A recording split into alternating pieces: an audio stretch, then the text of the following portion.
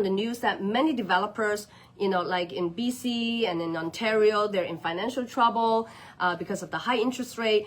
Sounds like the delinquency rates are much higher than usual. And then the other one, they don't want to build because the interest rate is so high. Now, how does this affect our housing supply across like BC or Metro Vancouver or something like that? It's certainly an issue. We need to build a lot of new homes. Yes. In the next 5 to 10 years, and currently, with rates being high, with labor being kind of scarce, like there's not a lot of extra labor to employ to get those developments off the ground, and we're seeing developers push projects out.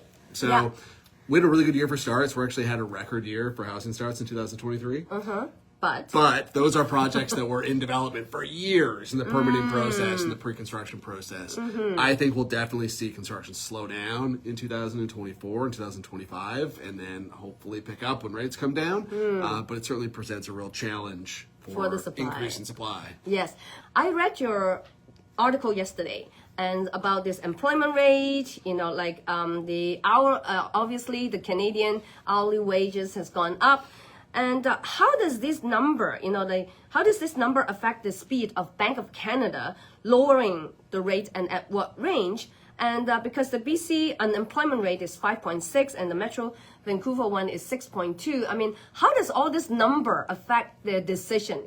So generally, the lower the unemployment rate is, the more pressure there will be on wages because labor is more scarce. Yes. And if wages are rising really fast, that's a cost for businesses, and they're going to put that through to their prices, and it can be inflationary.